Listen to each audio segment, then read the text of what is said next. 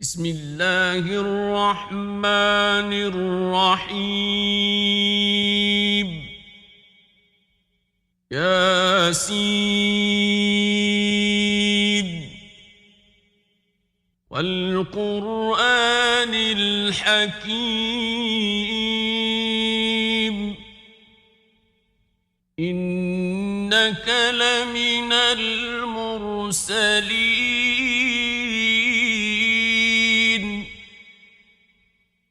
على صراط مستقيم تنزيل العزيز الرحيم لتنذر قوما ما أنذر آباؤهم فهم غافلون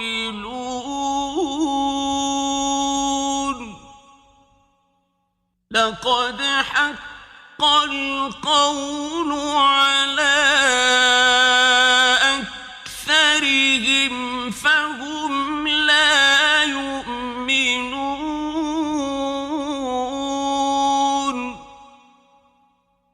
إنا جعلنا في أعناقهم أغلالا فهي إلى الأذقان فهم مقمحون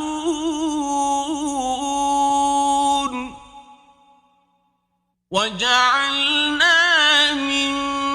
بين أيديهم سدا ومن خلفهم سدا فأغشيناهم فهم لا يبصرون وسواء عليهم أأنذرتهم أم لم تنذرهم لا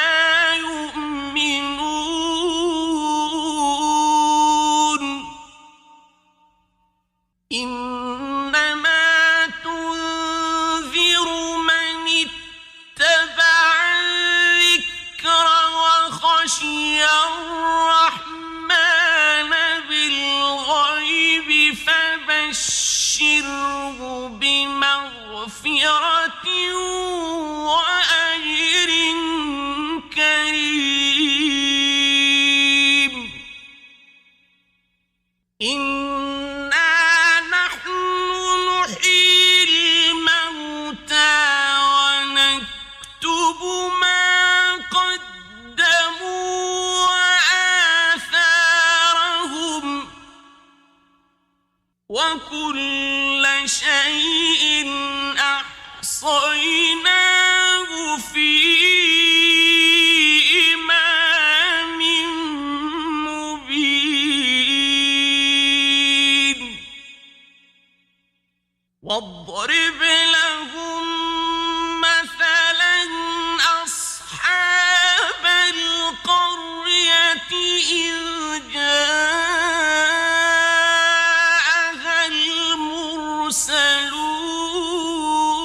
المرسلون إذ أرسلنا إليهم اثنين فكذبوهما فعززنا بثالث فقالوا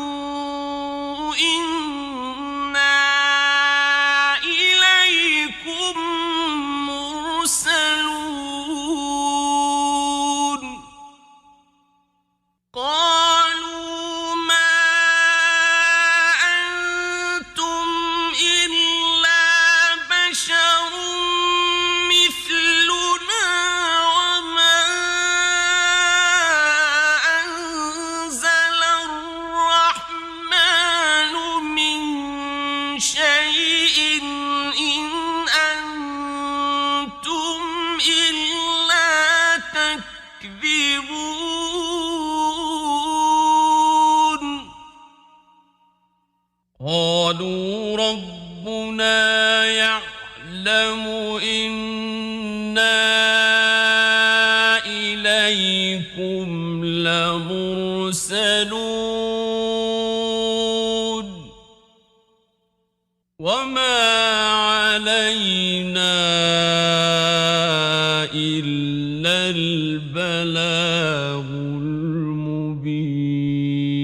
المبين قالوا إنا تطيرنا بكم لئن لم تنتهوا لنرجمنكم وليمسنكم منا عذاب أليم قالوا طائركم معكم أئن ذكرتم بل أنتم قوم مسرفون وجاء من أقصى المدينة رجل يسعى قال يا قوم اتبعوا المرسلين اتبعوا من لا يسألكم أجرا وهم مهتدون وما لي لا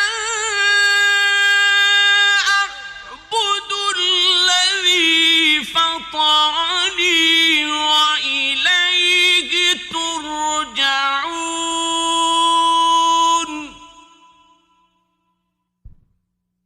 أأتخذ من دونه آلهة إن يردني الرحمن بضر لا تغن عني شفاعتهم شيئا ولا ينقذون إني إذا لفي ضلال مبين إني آمنت بربكم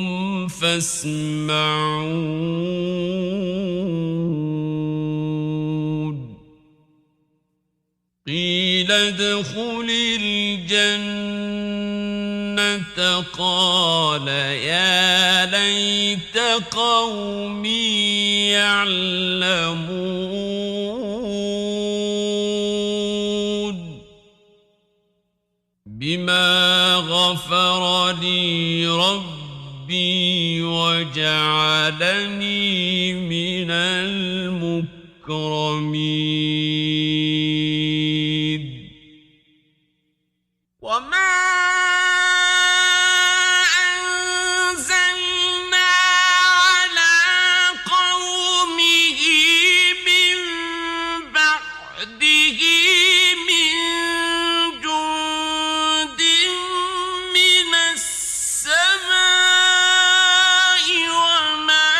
كنا منزلين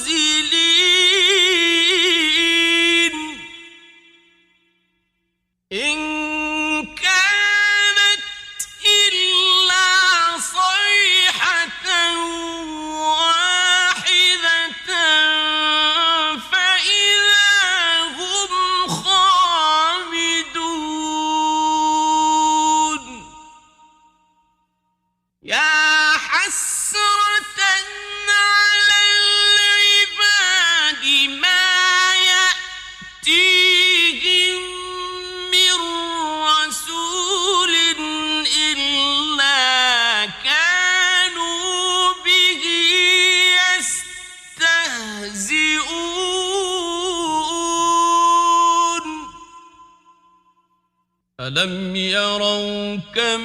أهلكنا قبلهم من القرون أنهم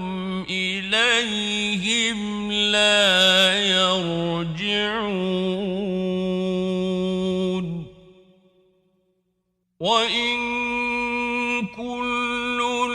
لما جميع لدينا محضرون وآية لهم الأرض الميتة أحييناها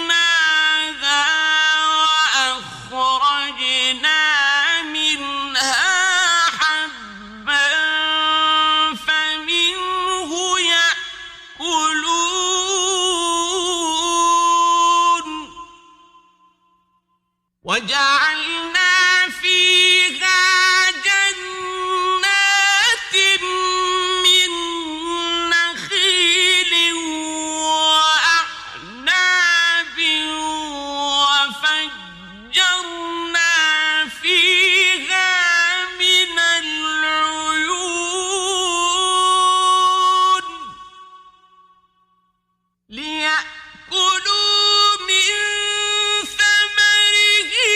وما عملته أيديهم أفلا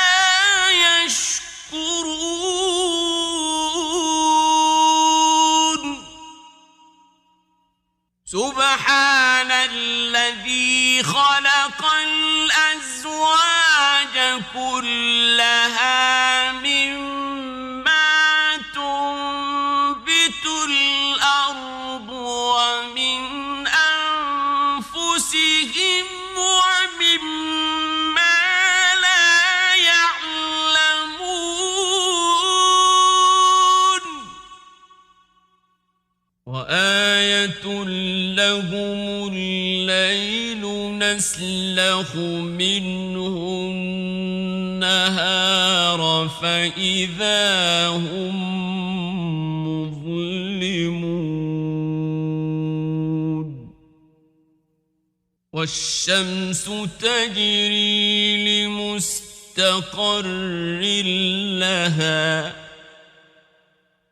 ذلك تقدير العزيز العليم والقمر قدرناه منازل حتى عاد كالعرجون القديم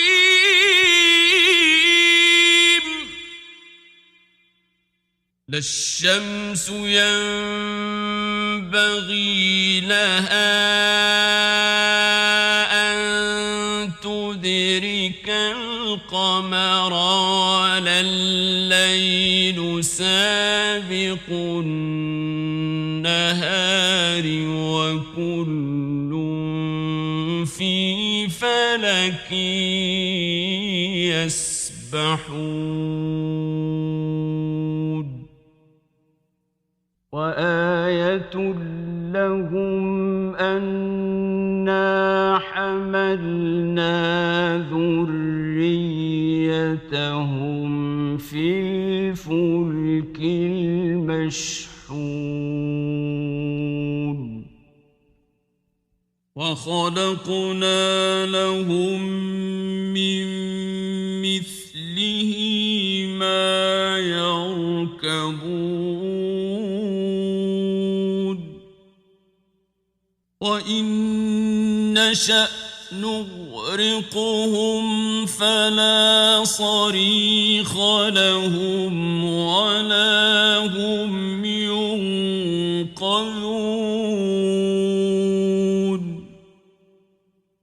إلا رحمة منا ومتاعا إلى حين وإذا قيل لهم واتقوا ما بين أيديكم وما خلفكم لعلكم ترحمون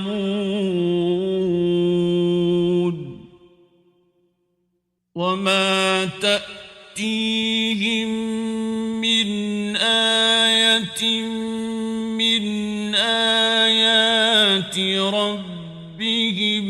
إلا كانوا عنها معرضين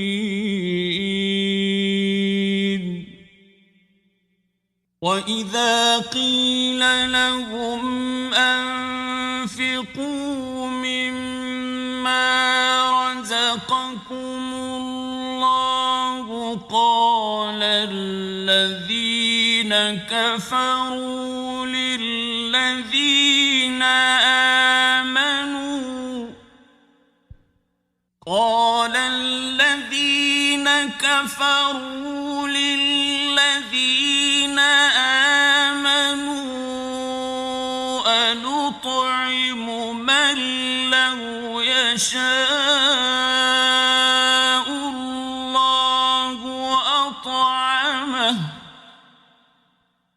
أنطعم من لو يشاء الله أطعمه إن أنتم إلا في ضلال مبين ويقولون متى هذا الوعد إن كنتم صادقين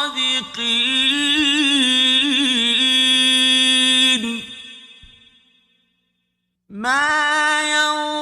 ينظرون إلا صيحة واحدة تأخذهم وهم يخصمون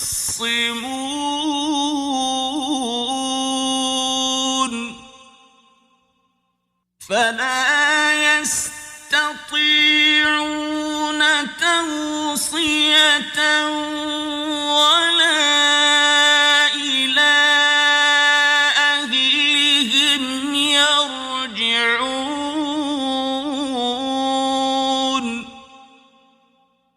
ونفخ في الصور فإذا هم من الأجداث إلى ربهم ينسلون قالوا يا ويلنا من بعثنا من مرقدنا هذا ما وعد الرحمن وصدق المرسلون إن كانت إلا صيحة واحدة فإذا هم جميع لدينا محضرون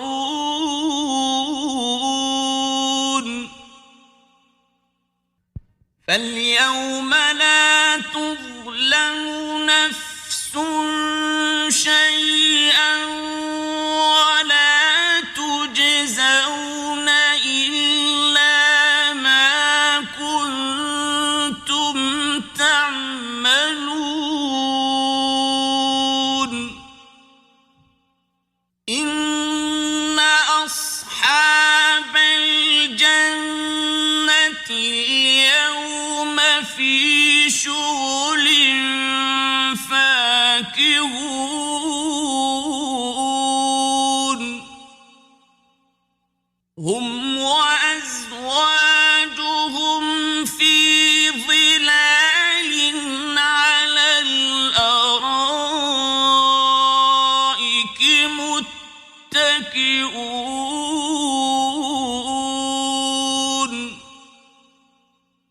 لهم فيها فاكهة ولهم ما يدعون سلام قولا من رب رحيم وامتازوا اليوم أيها المجرمون ألم أعهد إليكم يا بني آدم ألا تعبدوا الشيطان إنه لكم عدو مبين وأن اعبدوني هذا صراط مستقيم ولقد أضل منكم جبلا كثيرا أفلم تكونوا تعقلون هذه جهنم التي كنتم توعدون اصلوها اليوم بما كنتم تكفرون اليوم نختم على أفواههم وتكلمنا أيديهم وتشهد أرجلهم بما كانوا يكسبون ولو نشاء لطمسنا على أعينهم فاستبقوا الصراط فأنى يبصرون ولو نشاء لمسخناهم على مكانتهم فما استطاعوا مضيا ولا يرجعون ومن نعمره ننكسه في الخلق أفلا يعقلون وما علمناه الشعر وما ينبغي له إن هو إلا ذكر وقرآن مبين لينذر من كان حيا ويحق القول على الكافرين أولم يروا أنا خلقنا لهم مما عملت أيدينا أنعاما فهم لها مالكون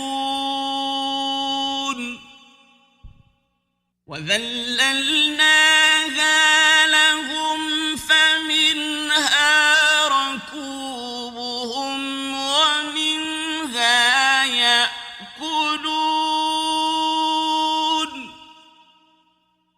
ولهم فيها منافع ومشارب أفلا يشكرون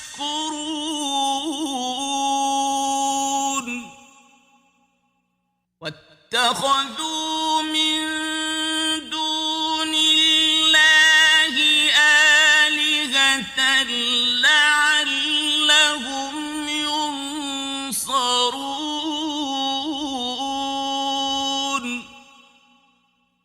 لا يستطيعون نصرهم وهم لهم جند محضرون فلا يحزنك قولهم إنا نعلم ما يسرون وما يعلنون أولم ير الإنسان أنا خلقناه من نطفة فإذا هو خصيم مبين وضرب لنا مثلا ونسي خلقه قال من يحيي العظام وهي رميم قل يحييها الذي أنشأها أول مرة وهو بكل خلق عليم الذي جعل لكم من الشجر الأخضر نارا فإذا أنتم منه توقدون أوليس الذي خلق السماوات والأرض بقادر على أن يخلق مثلهم بلى وهو الخلاق العليم إنما أمره إذا أراد شيئا أن يقول له كن فيكون فسبحان الذي بيده ملكوت كل شيء